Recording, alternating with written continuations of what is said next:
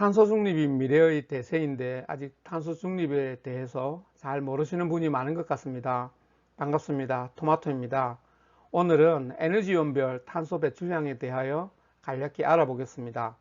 그 전에 리얼미터에서 발표한 9월 마지막 주 윤석열의 국정 수행에 대한 여론조사 보시고 가겠습니다.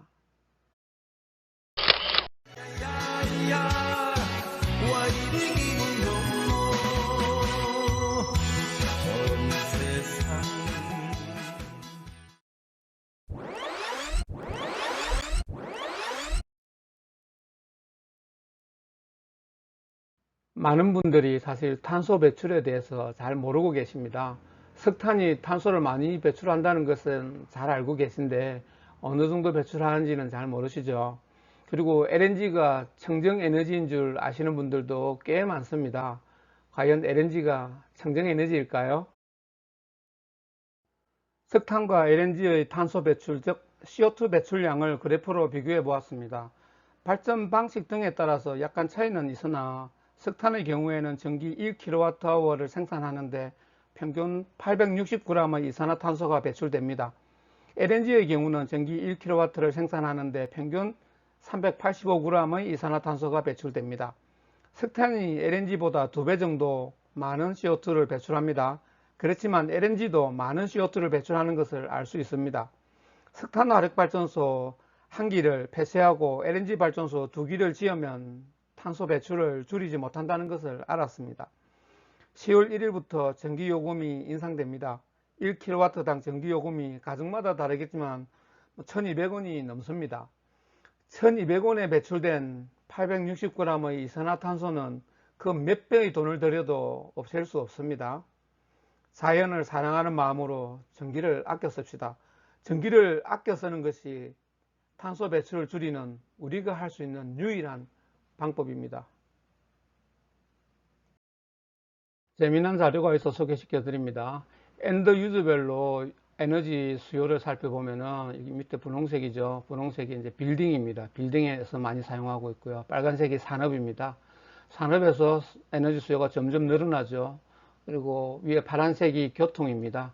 교통에도 수요가 점점 늘어나는 걸 알 수가 있고요. 그 다음에 지역별로 살펴보면은 밑에 초록색이 OECD 국가입니다. OECD 국가에서 많이 사용하고 있고, 특이한 점이 중국이 에너지 수요가 점점점 늘어난다는 걸 알 수가 있습니다. 그리고 이제 연료별로 살펴보면은 여전히 여기 오일을 많이 쓰고 있고요. 그 다음에 가스 사용량이 점점 늘어나고 있고, 석탄 사용량은 그닥 줄지 않고 있습니다. 반면에 위에 주황색이 이제 재생에너지인데 재생에너지 사용량은 점점 늘어나고 있음을 알 수가 있습니다. G7 국가들은 탄소 중립에 많은 노력을 기울이고 있다는 것을 우리가 알 수 있습니다. 이 G7 국가들에서 이렇게 탄소 중립에 어떤 노력을 하고 있는지 한번 살펴보겠습니다. 저번에 있었던 G7 정상회의에서 나온 내용입니다. 각 나라들이 몇 년도까지 석탄을 이용한 발전을 하지 않겠다고 선언을 했습니다. 물론 공식 선언은 아니고요. 발표를 했는데 그 내용을 보면은 프랑스 같은 경우에는 뭐 2022년까지, 그리고 캐나다 같은 경우에는 여기 있죠. 요 그래프죠. 2030년까지.